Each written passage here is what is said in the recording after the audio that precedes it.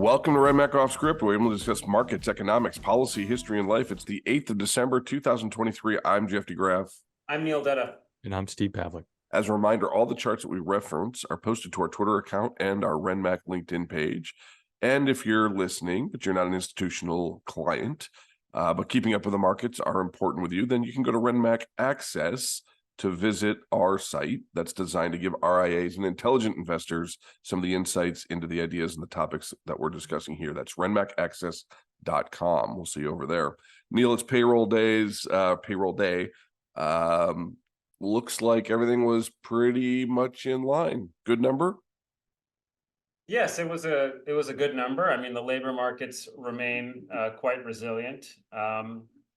Obviously, the numbers are flattered somewhat on the establishment survey because if you recall, we had a strike with the UAW, so that kind of depressed the headline number in October. A lot of those workers came back. Those workers came back in November. But, when you take a step back, I mean, it looks like to me, private payroll growth is basically stabilizing. And we continue to see an upward push from the public sector. So you're sort of, right in that 150,000 or so range, I think, 150 to 175 in terms of employment growth. And I think what's notable is when you look at the household survey, the labor force growth continues to be quite robust.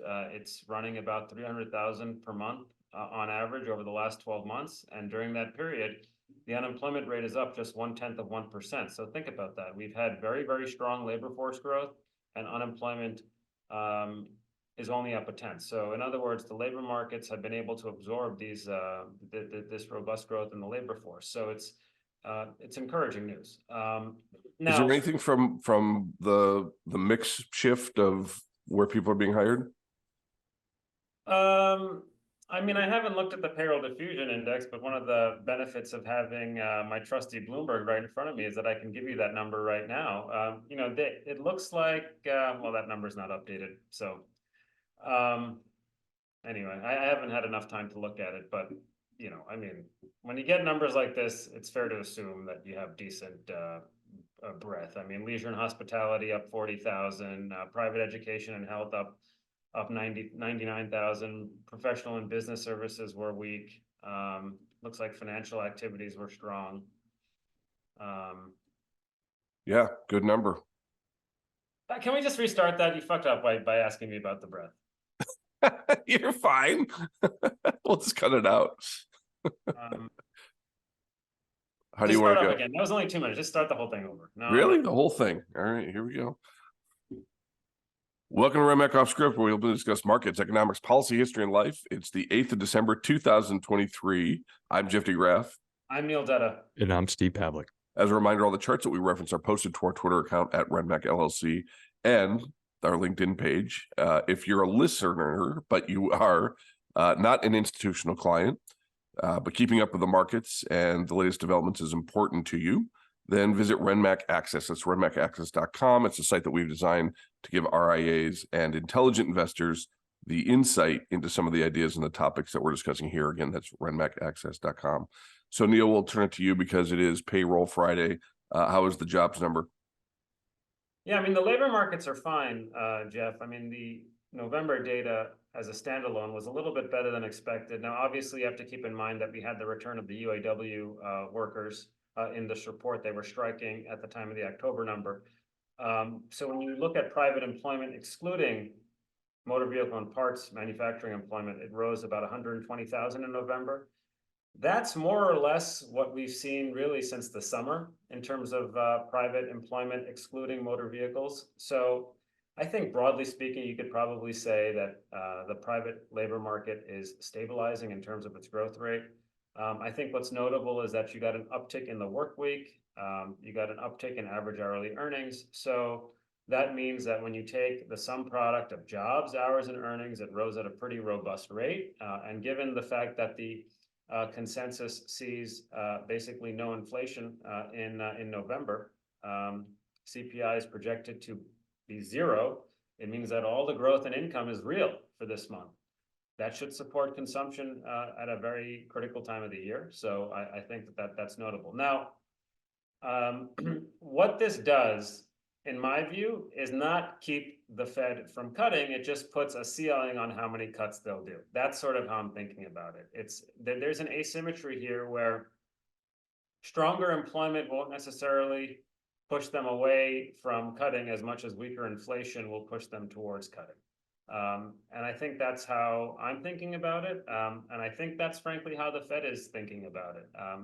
And the disinflation process, I think, is much more entrenched now than it was a year ago. Between the decline in used cars, we saw another November print from the Manheim data showing continued disinflation for cars in the pipeline. Housing rental inflation is likely to moderate.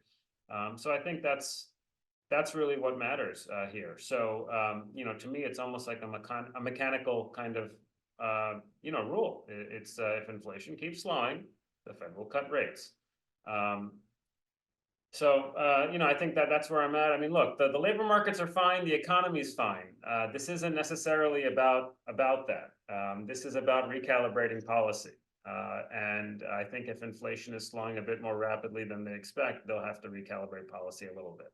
Doesn't mean they're going to have a very deep cutting cycle. And frankly, if you're an equity market investor, I don't think you want the Fed to have a deep cutting cycle because that would mean very onerous things, or say something very onerous about the corporate earnings outlook.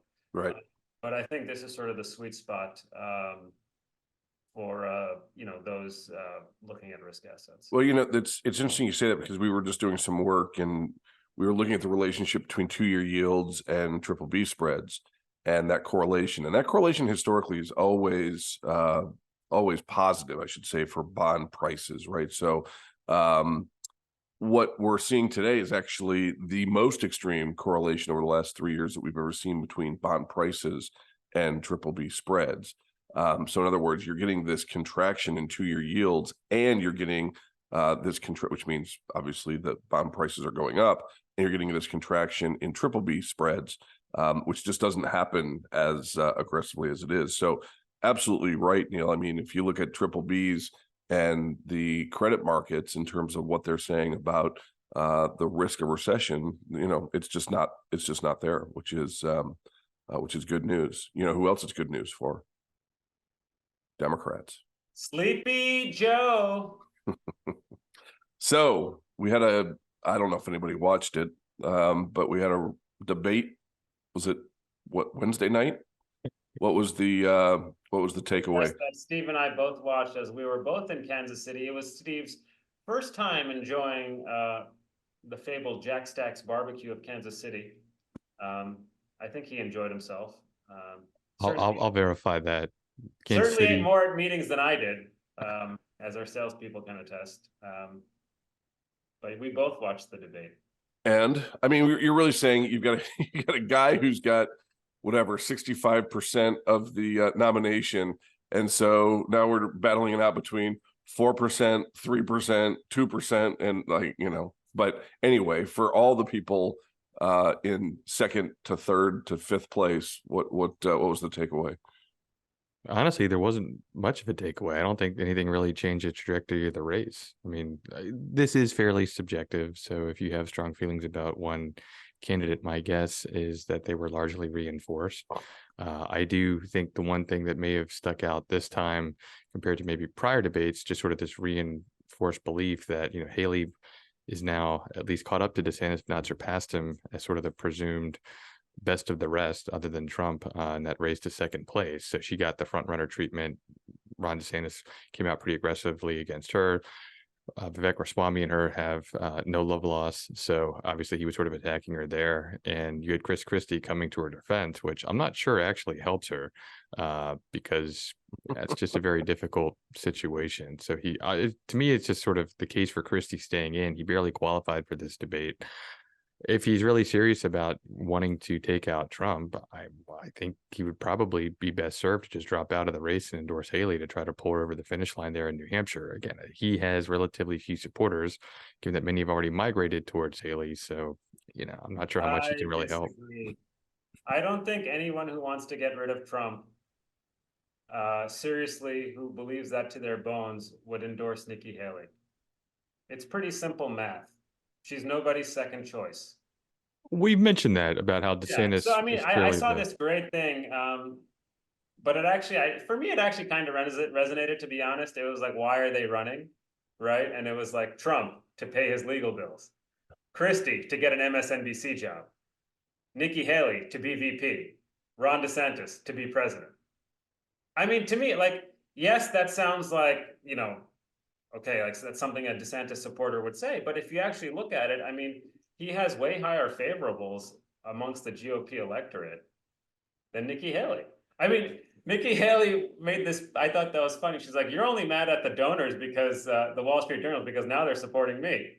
As if that's like, like that's what you want. Like, I mean, it's again, we've talked about this before, but it's like, how does the thing with Bud Light happen? It happens when the person in charge of the marketing doesn't have any understanding of who's actually buying the product. And that's the same, that is also true of Wall Street donors. Right. I mean, how many, do bank CEOs interact with, Iowa caucus goers? I mean, unlikely. They probably have a different value system. And so I just think that he's more, it's just every poll shows that he's more of the GOP electorate's, their second choice. He's the only one that actually takes voters from Trump. Yeah. Yeah. and That's what you need to actually do if you want to win. You can't just consolidate a minority lane in the primary of or in the nomination process of just solidifying like the anti-Trump. I mean, that may have worked in 2016. It's but it's not 2016. So let's talk about Ukraine. What is happening with the funding and Republicans looking to basically attach border security to this? Is this going anywhere, Steve, or is this DOA? Well, the short answer is not much. I think they're different Republicans with different perspectives. Yeah. Congress is scheduled to adjourn next week. They are going to vote on that defense bill. They sort of got the release of the contents, I believe, yesterday, being Thursday. I think if there's not an agreement here before they vote on the defense bill, I think the House is going to adjourn. I don't think they're going to care what Schumer, he tries to keep them in there. So it's going to be more difficult to pass when lawmakers return and you have government funding deadlines beginning in January and it's a presidential election year. So at that point, it is probably done. To be fair, it wasn't just Republicans linking Ukraine aid to concerns there at the southern border. We have 10,000 migrants coming across a day. I mean, that is record migration there. And granted, there are some seasonal fluctuations, but I think even the Biden administration, the White House in particular, recognize that there's a problem. I think what they're concerned with is more progressive Democrats that have different political incentive in terms of going that maybe not as far as the White House would like them to do. So, I'm not really optimistic. But again, it was the White House that, in their initial request back in August, linked the two, which is why I think it's always a little disingenuous for Senate Majority Leader Chuck Schumer to go out there and complain, why are these two issues linked? Well, I mean, it was the White House that linked them. I believe they linked it because they recognize that Republicans are going to demand, a price for this. And, from their standpoint, they being Republicans, the argument is, why are you concerned with the borders in Ukraine, but not those of the U.S.? And polls show that's resonating. So do some House Republicans probably just want to say, look, give us H.R. 2 or we won't provide funding for Ukraine, which we really don't want to provide anyway? There's probably for a number of those. Yeah. So, Neil, let's talk a little bit about yields. The yields on the 10-year yield and the 30-year yield are now oversold after having come from plus 5% down to this, roughly 4.25% for a nice round number.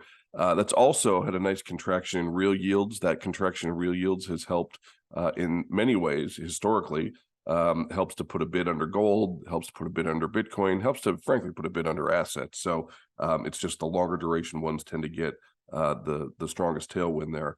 Where are you falling out on the 10-year yield? Where do you think kind of the equilibrium zone is for yields, given jobs, given what you're thinking about inflation, but also given what you're thinking about the overall market the overall economy in terms of it stays robust, it stays relatively healthy, and you have this contraction in inflation.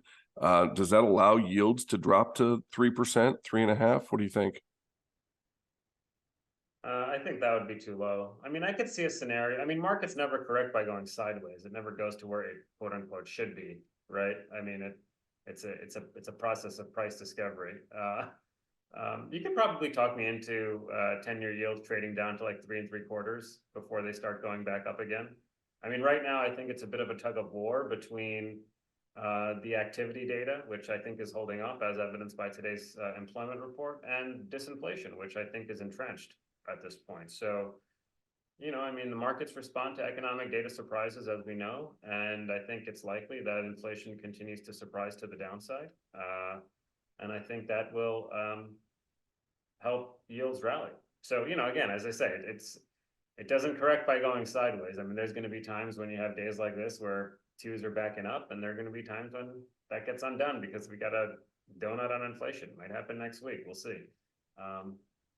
But because of that, I mean, because it's hard to see it going much below 4%, that's exactly why I call it a recalibration of policy. I mean, the Fed can't get away with cutting too much, because I think neutral is higher than they think it is. So they're gonna, unduly ease in that situation. So. Yeah, well, we've got, cyclicality continues to perform well. We're seeing discretionary outperform staples. All these things are, again, very consistent with, at worst, a soft landing, if no landing at all. And, we continue to look at that 1994-95 transition as the potential for at least some type of reference to today's environment.